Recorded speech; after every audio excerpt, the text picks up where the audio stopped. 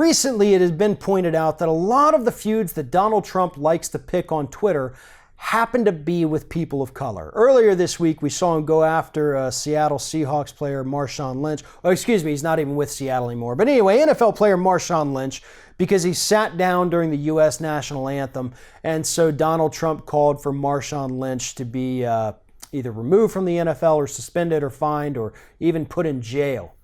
And then if we look back just a few days before that, Donald Trump was attacking the father of a college basketball player who also happened to be black. He also went after Representative Wilson on Twitter, who happens to be black. There's a pattern emerging that a lot of people in this country have noticed. Now, Donald Trump is no stranger to attacking many people on Twitter of all, races, religions, and everything. But it's the ones that he truly tries to harp on repeatedly. They always happen to be black. Why?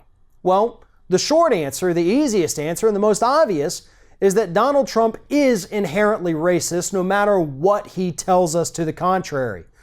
But it also tells us something else, and this isn't just about Donald Trump.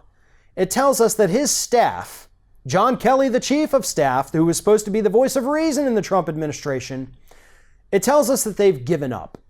Nobody is reining in Donald Trump on Twitter anymore, and that's what a recent story in The Week was trying to tell us.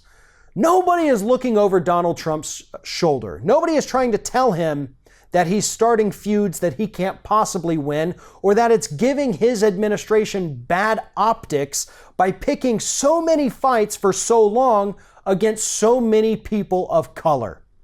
They don't care anymore. Is it because they think Donald Trump won't be in office for much longer once this special prosecutor investigation goes a little further? Or is it because they too hold these views? Either way, there could be somebody, anybody within that Trump administration, to have the guts and courage to walk up to the president and say, what you're doing is wrong.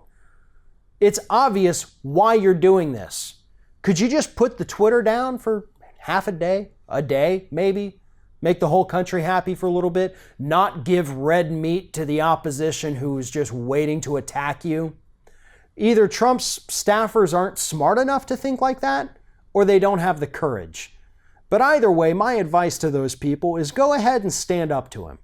What's the worst he could do? Fire you? Yeah.